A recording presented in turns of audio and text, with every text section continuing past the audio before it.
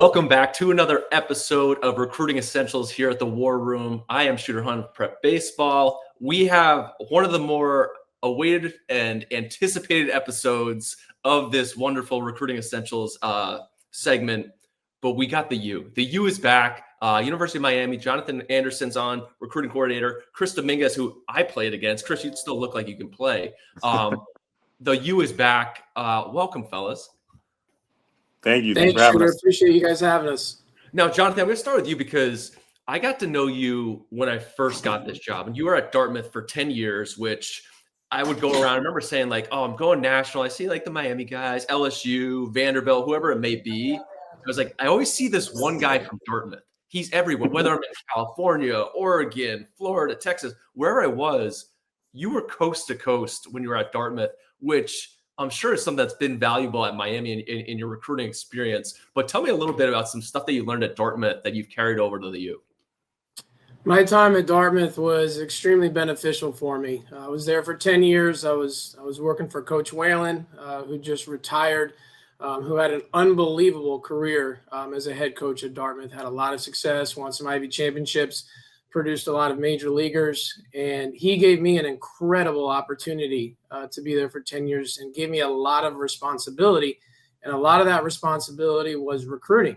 And at Dartmouth, you have the ability to recruit nationally because it is an incredible academic institution. So being able to go coast to coast and recruit players from California and the New England area, down in Florida while I was there, Texas, it was extremely beneficial for me because the University of Miami is the same. You know, we're a great academic institution that draws student athletes from all over the country. So what Coach Whalen did for me, what Dartmouth did for me, really, really helped me. And it's really helped me here at the University of Miami.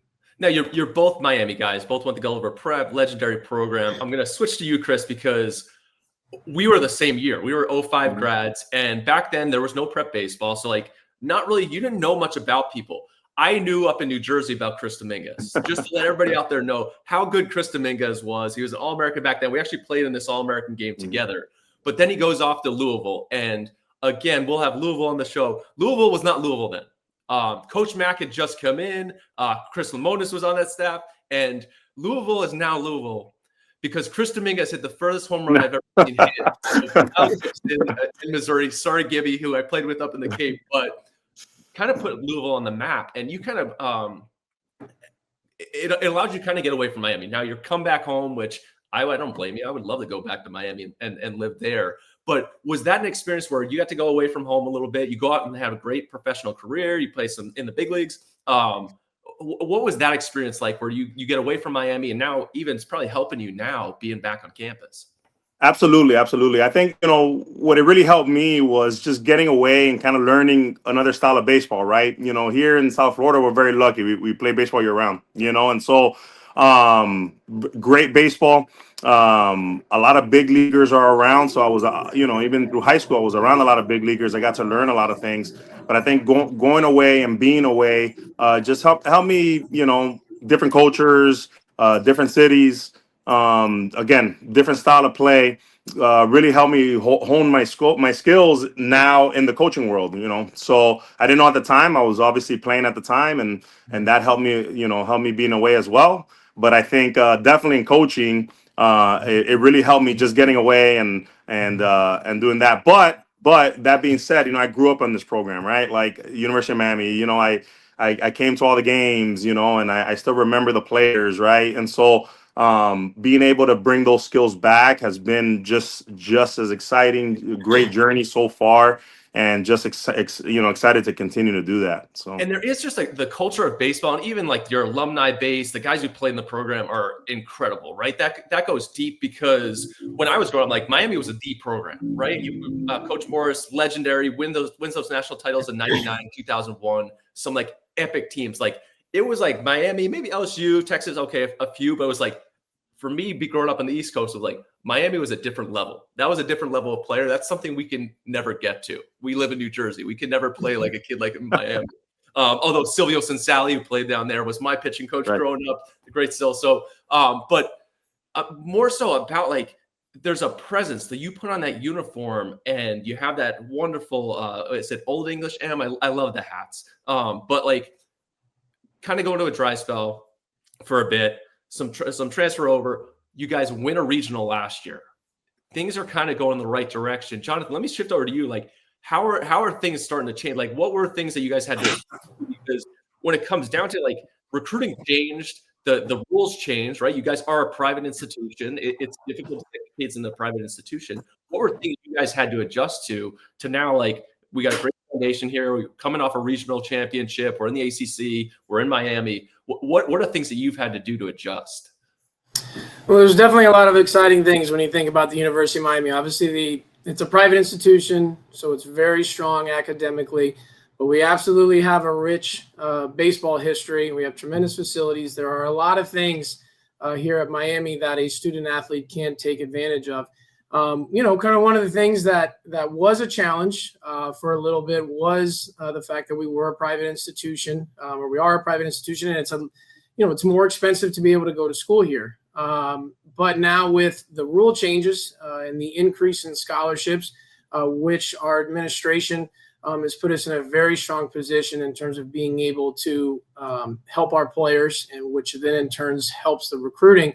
Hopefully we're able to continue to go from a national scale and be able to make attending the University of Miami extremely affordable for all the student athletes out there.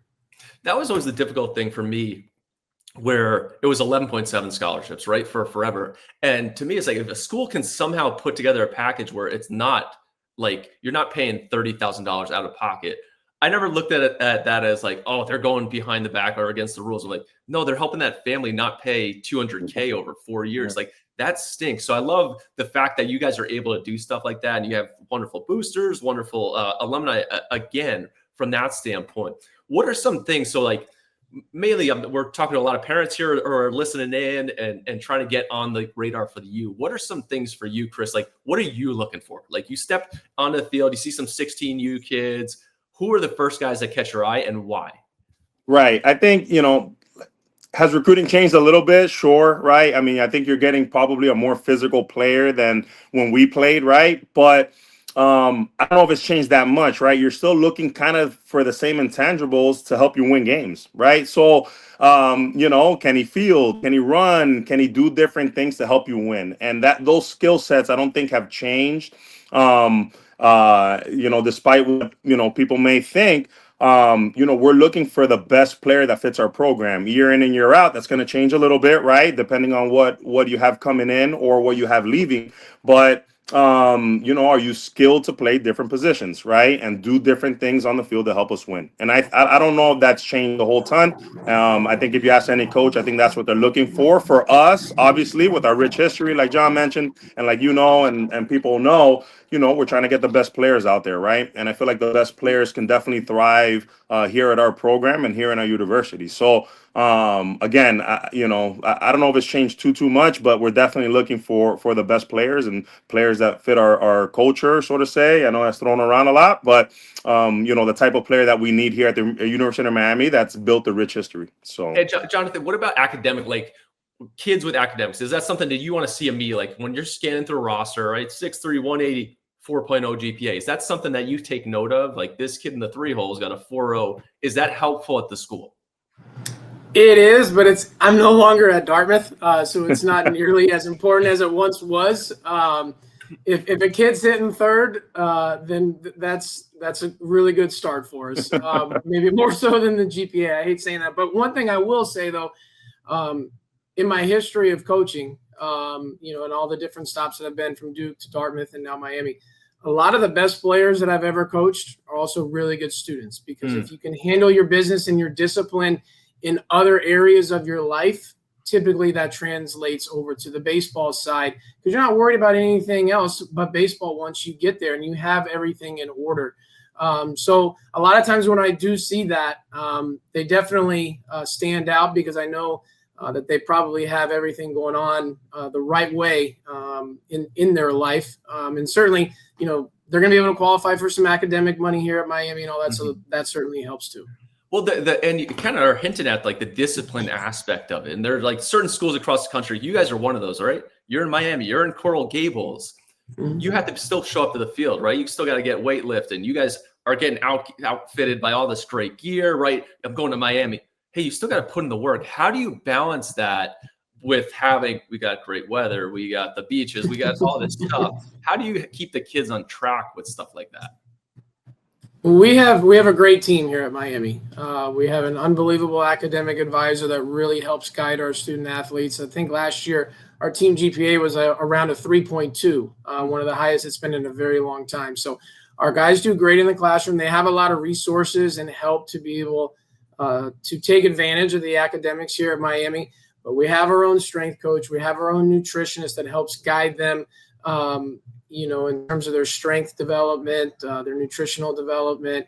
And then obviously we have a pretty darn big coaching staff as well, too, from JD to Laz to Chris and myself to Salty, who played in the big leagues, and Brandon Brewer. And then we also have a pretty large data and analytical team. So we have a lot of resources for our guys to really be able to take advantage of. But also those coaches and all the other staff members are here to look after them to make sure that they are successful in all the areas that they need to be successful in. Chris, so a lot of the stuff professionally that you did, I'm sure analytics came into play probably later on in your career. How have you balanced that with teaching now to these guys? I'm thinking like you played third base, Daniel Cuvier's there, has a chance to be a first round this year, kind of setting the foundation. How do you work with guys like that? How do you bring in analytics? What are things like, if I'm coming to the U, I'm going to step in and play third base when Cuvier goes in the first round. What am I expecting on a day-to-day basis with you?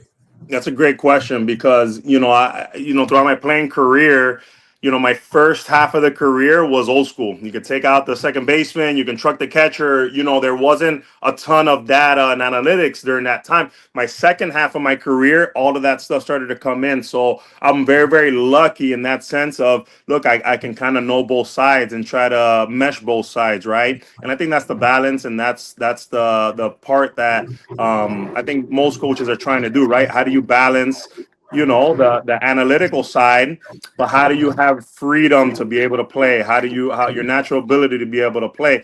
And again, like you said, right? Yeah, you got Cuvier, who's a great mind in baseball, right? Who maybe early on defensively maybe was a question for him, right? And he's really taken off and thrived in our program. So just trying to teach them. I tell our guys, I got into coaching is because I learned a lot of things in professional baseball that I want you guys to learn at this level, right? And again, like you said, I went to a great university. We did a lot of big things in the times we were there. But, I ended up playing, obviously, professional baseball and just trying to teach guys, that aspect of it, because we want to win a national championship here. That's our first goal. Our other goal is to get these guys to play in the big leagues. Like John always says, not just to play professional baseball, it's to prepare you to play in the big leagues. And so, they big leaguers work a certain way, right? They have a certain mentality. And so, again, I think all encompassing all those things, we try to teach our guys here at our program, and hopefully they'll thrive in it.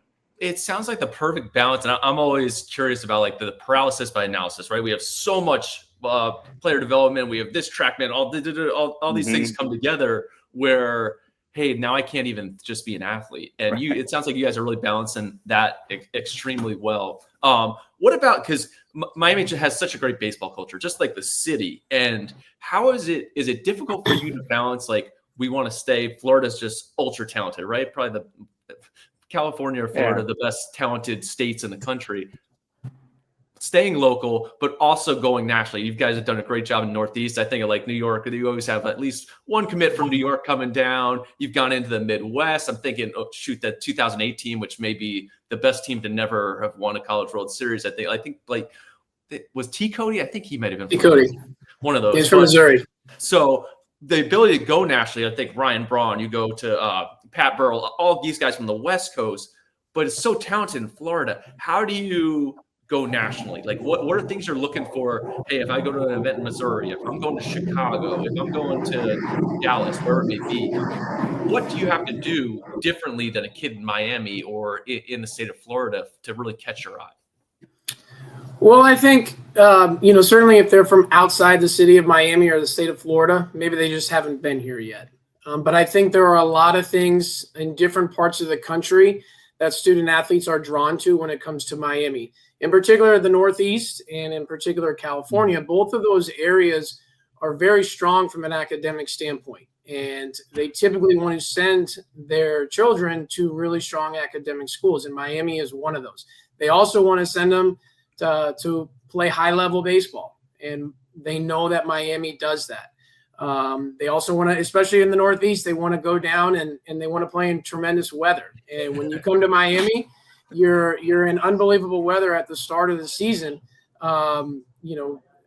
We're out there in January, in the middle of January, and it's doesn't even get below 75. Our guys are practicing in shorts all the time, and that lasts all the way to like April for all of our night games. So there is a lot at Miami to draw kids from around the country. I think the main thing is just getting them here to see it, but I think when they're looking at it from a global perspective, before they even get here, they're very much attracted to it.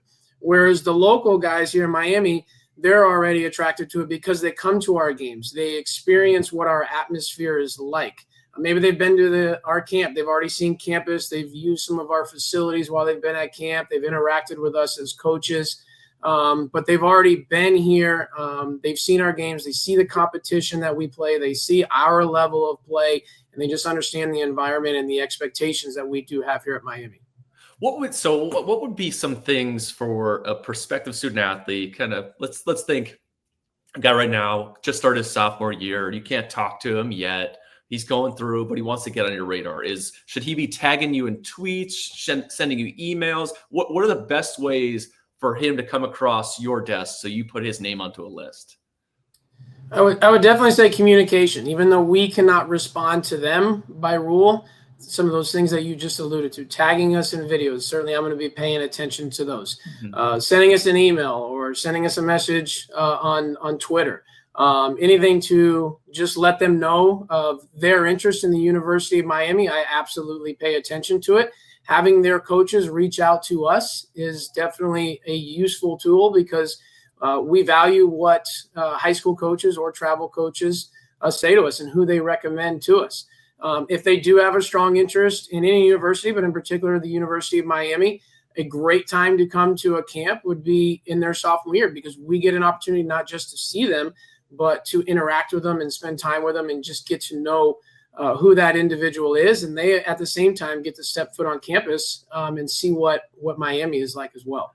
Now, Chris, talk a little bit about I'm sure you guys have recruiting meetings where we get into the big room and Jonathan's probably got a huge board of stuff that hopefully he shares his notes with you. He shows you the guys he's kind of locked in on, but kind of behind the scenes for these guys, especially freshmen and sophomores, you guys are collecting names. Like, how do you go about, this is a kid we're not going to actually talk to yet, right? We can't, but we're kind of monitoring his progress. Like, may have gotten 12 at-bats last year for Pace or whoever it may have been. He's going to be on board to play a little bit as a sophomore. How do you guys track that progress, and how much are you taking note of those guys?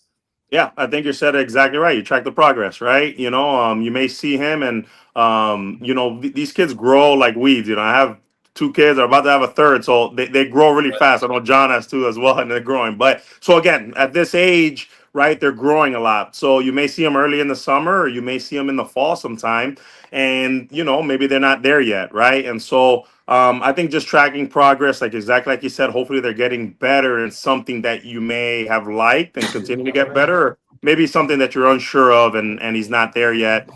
Try to get, maybe they have succeeded and getting better in their progress. And so, I think all those things help, and so I think that's kind of what we want to track is just, are they getting better, each and every time, hopefully, that we watch them or we get video, just continue to get better. And Jonathan, from that standpoint too, with these sophomore, I'm always curious to the sophomores, right? Because this is going to be a big year. Next year, a year from now, huge summer, right? That August 1st date. Winter events for us are I think, massively important because it gets guys on the radar. And you're down there in Miami, but you're seeing what's going on in New Jersey and New York, and we have our preseason events. And talk a little bit about why those are important, to get on the board, right? Hey, this bullpen looked good. I always get that, hey, what do you got in this guy? Looks really good. I'm probably going to go see him in April. And then again, when he comes to these prep baseball tournaments in June. Is that kind of the path that you go down when you're doing the recruiting? Absolutely. You see guys, as Chris mentioned, maybe you see a younger guy throughout the course of the summer just because he's playing up, and then you're already starting to follow him.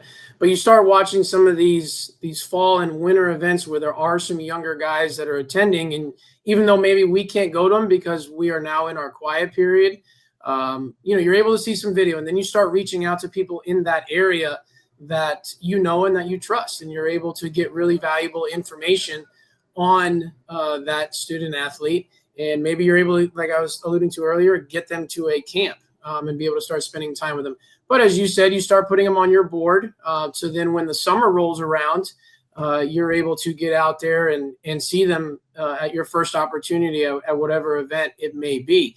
I try to do a really good job with the local guys throughout the spring and try to see as many of the local high schools throughout the spring, and in particular that sophomore class or any junior that has continued to make progress. As Chris was saying, some guys, they just develop at different rates. So maybe you're seeing a junior at that point. But I try to do a good job in the springtime of seeing as many local schools in our area or even just a couple hours north. So then, we can really move forward with them when the time comes, or I know that we really need to make sure we see them, or I have Coach Laz see a pitcher throughout the course of the summer, or make it a really big priority and have JD go and see him and really let that student athlete know how much we really like him. It's so important because you guys are a national brand, international brand, right? You have to go coast to coast. You're seeing all this stuff. You can't waste days. And to fly out, I got to see this kid in LA or to see this kid in the Bay Area. Hey, that's going to be almost a 3-day process, right? 1 day out there, 1 day to watch the kid, 1 day back. So doing your due diligence before getting out there is just of utmost importance, which is why I probably saw you so much at Dartmouth, coast to coast, and now in Miami doing all that stuff. But I think for parents out there, being able to get stuff in front, like ultimately you're going to want to be there in person, right? When Chris goes out there, you want to see like this bat, we like this guy. Here's the profile. Why do we like it? Well, I got 3 looks at him in game. We had seen the data sets on prep baseball, his blast motion, his TrackMan. It allowed us to make kind of an educated decision where we need to go, right? Oh, do we need to go to Atlanta this week? Do we need to go to Lake Point? Or do we need to go to North Carolina? Or do we need to go here? Like, you have to do so much pre-work before actually making those decisions. Like, talk a little bit more about that, because I don't think parents understand. They think, I was talking with my wife recently, like, if you're good enough, they'll find you. Like, I think it's more, if you're great, they'll find you. If you're good enough, there's probably a kid in Miami who's just as good. Like, when it comes down to it. So like, you have to be seen multiple times. How do you guys go about, like, even more so, like, how do you get more info? And then how ultimately do you decide where you're going to go recruit? Well, I would say that's probably one of my biggest, if not biggest, responsibility here on this staff, is just making sure that we're prepared from a recruiting standpoint. So the big part of it, and I learned it at Dartmouth, is just communication, reaching out to as many people about their teams and their players as possible, so you're prepared. So when you go to a tournament, you've already been in touch with that coach, and if they have any players in that program that are a fit for the University of Miami. If they do not, then you don't need to spend your time, going over there to see that program. But if they are, and they have quite a few players or quite a few pitchers that you need to probably spend 3-4 days seeing them, you need to make sure that you're prepared to do that while also being able to see the other teams that are a part of that event as well too. So, and at the same time, just from an event standpoint, you're trying to figure out, okay, when you're looking at the different events throughout the course of the summer that you're gonna attend, you have to make sure that there's going to be high quality teams or players there to make sure that you see them. Make sure that there's enough uncommitted guys on those teams as well too. You don't want to be going and watching, a bunch of players that are committed and you have no chance at them or anything like that. So have things slowed down for you, like from the past, where it's like, right, you guys are in the zone, right? Florida, FSU, Miami, like everybody's there, right? You're all competing for these incredible players. And for a while, it was like 7th, 8th graders committing. Like now things have slowed down. Has that allowed you to evaluate better and be better? Like, what has that done? I definitely think it allows you to evaluate better because you're able to see kids multiple times before you're even allowed to talk to them. So you're really able to make an informed decision. I'm able to send multiple coaches. If it's a hitter that I really like, I tell Chris, hey, go check out this hitter. see what you think of him from an offensive standpoint. Do you project him to continue to get better? Can he just flat out play? Is he good defensively? Just, give me your thoughts. And if I have the ability, when Coach Laz is out recruiting with me as well, if I've seen a pitcher and I tell him, hey, I really like this guy's stuff, but, can you go and, evaluate the stuff yourself, evaluate the athleticism, the delivery. That has really helped slow things down. I also think for the student athlete, they're able to make a more informed decision now because they're able to get a couple of years of high school under their belt. Hopefully those first couple of years, now they're not worried about the recruiting process. Hopefully they're just more worried about just becoming a better player and understanding how to play the game. Because as Chris alluded to earlier, we're trying to find players that help us win. Yes, we want guys with a lot of tools, but there's a lot of guys with a lot of tools out there that can't help you win. And at the end of the day here at Miami, we want to win.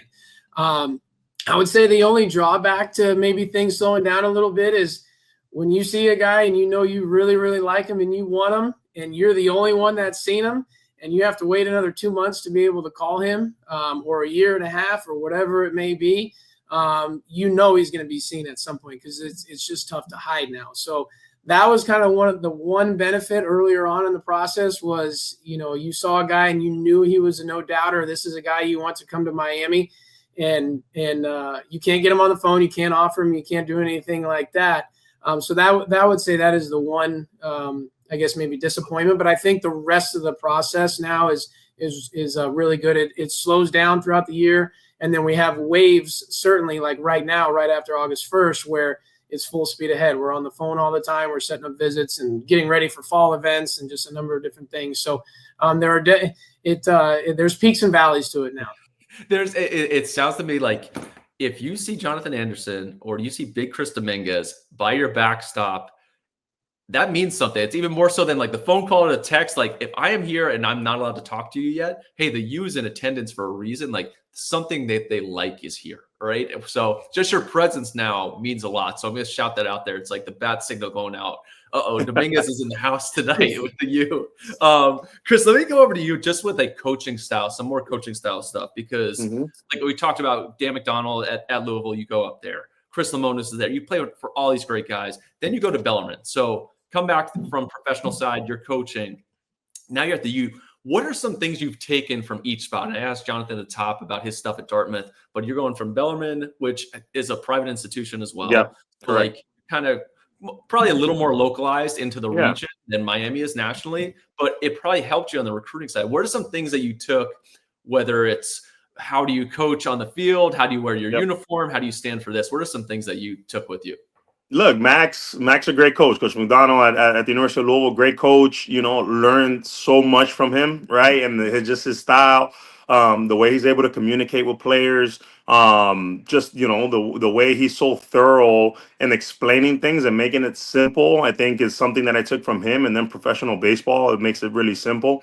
So definitely had a great experience there in learning the way to do things. Then obviously played professional baseball, came back to coach at Bellarmine. What Bellarmine gave me was an opportunity to understand how to coach, right? Because you may have an idea as your player, but when you go from player to coach, all of a sudden some things that you may think were good when you were a player or bad when you're a player might be obviously opposite as a coach. So Bellarmine gave me the opportunity, and Larry Owens was the head coach there, and he gave me an opportunity to really explore, different ways to teach, different ways to do things. He gave me a lot of responsibility, which was great. In a sense, when you start coaching, you want as much responsibility as you can because that's the way you learn. And so, just gave me an opportunity to learn. Just give me a good platform to be able to learn and really spread my wings. So, that's what Bellarmine gave me. And then obviously, I went back to become a head coach there. And again, that's a whole new set of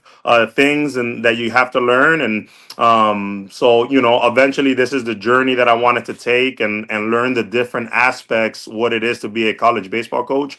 And being a head coach obviously did that. You're doing scheduling and you're doing some other things that aren't field things that I wanted to learn and I wanted to really hone my skills on. And so all the places that I've been has really helped me hopefully here now be in a position where I can teach better, but I can also do things in the office and in the recruiting world, and again, just be more well-rounded in this aspect of coaching, and it's really helped me, I think, in how to talk to players, and again, like I said, scheduling and time management, right? We're not allowed to be there, a certain different as many hours as you want, and so again, I think all those places has really helped me just become a better coach. Hopefully, still learning, but yeah. Incredible. And this has been great, guys. I really appreciate you coming on. I have a few more questions, more from the parent. I'm asking as a parent from the recruiting side. So, Jonathan, phone calls.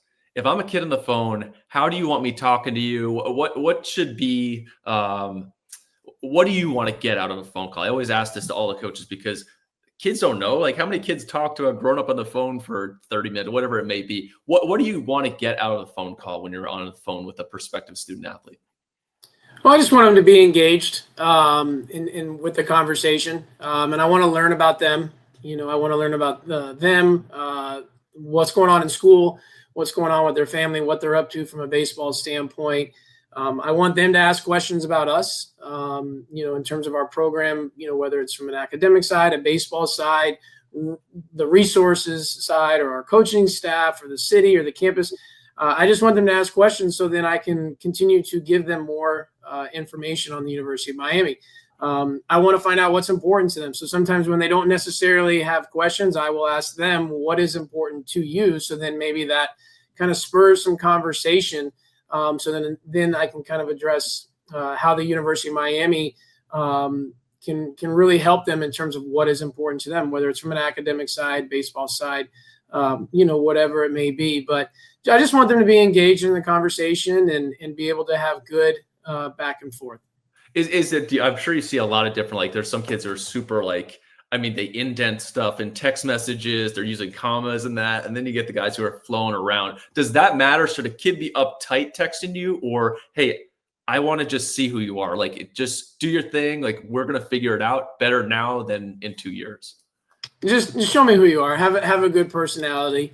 Just go about things in a respectful manner. If they're going to, say things a little bit differently or whatever it may be, that's fine with me, so long as they're just, showing us respect. I mean, none of our coaches here allow any of our players to call us coach. If they call me coach, I fire right back and just call them player. So at the end of the day, as long as they're just showing us respect and our program respect, that's fine. If they want to have fun with how they go back and forth with me, because I'm probably talking to them or communicating with them the most, that's fine. I have no problem with it because it shows who they are. And, a lot of that translates out onto the field. If a guy is a very confident player, a confident person, our goal here at Miami is to go and win a national championship. And we play in front of big crowds and all that. So we do not want players that are timid. We want players that are confident. So if they go out there and they can interact with us in a confident manner, typically, to me, at least, that translates, to a lot of things on the field too. I love that. I love it. Now, I wrap up each one of these with some key questions. We were talking about this prior to, but I'm coming to Miami, Coral Gables. I'm coming on my trip. What is a restaurant you're taking me to? Where do I need to go to be like, I'm coming to the U? This is where I'm at. And then for me, coffee shop, although I'm going to give you guys, Vice City Bean is like my spot in Miami. Love that spot. I don't know if you guys are coffee guys, but I'll take another. The last year when we came down for our All-American game, which will be back this year, so I need some places, maybe some Cuban coffee. What's a restaurant, maybe a coffee shop that I need to go into? I'm gonna say for me, I know maybe, and John knows, Havana Harry's. I'll take it, Havana Harry's. Cool. Look, it's great food. I'm gonna give you a little bit of the Latin Cuban experience. A little bit. I'm Cuban, but obviously I think it's a staple here in Miami, and so I'm gonna take it to Havana Harry's. We're gonna eat a lot, all right? Because as John knows, when we're on our trips and I say I'm not gonna spend that much money on food, that's a lie. We're gonna spend money on food. All right, so I'm gonna take it to Havana Harry's, and we're very lucky. We have like 3 or 4 guys who know how to make Cuban coffee here in the office, so we don't really have to go anywhere to get coffee. Sure, you have to come by. We may have to change our workout from Lone Depot. We're going to just come over to the house Rodriguez. Right. I need to get Cuban coffees. Okay. Absolutely. Come on by. We have about 3 or 4 guys on our staff that make excellent Cuban coffee, and we make it actually before every single game in the dugout. We bring it with us on the road, and one of our staff members will make Cuban coffee in the dugout for the coaches. And if there's any leftovers, the players will get some. But it's big time. I was already coming down for the milkshakes that they do at the stadium on the weekend. Right. But now I can make like a little affogato or whatever. I can throw some of the Cuban coffee in there too. Well, guys, this has been awesome. I'm already looking forward to getting down to Miami for the All-American game. Hopefully we'll get a chance to see you guys down there. But if not, I will definitely see you, Chris, at Havana Harry's. I'm sure you got a nice residency there, so I'll come to your table. But Jonathan, Anderson, Chris Dominguez from the U is back. University of Miami. And until next time, this has been an episode of Recruiting Essentials. I'm Shooter Hunter Prep Baseball. We'll see each and every one of you at the ball.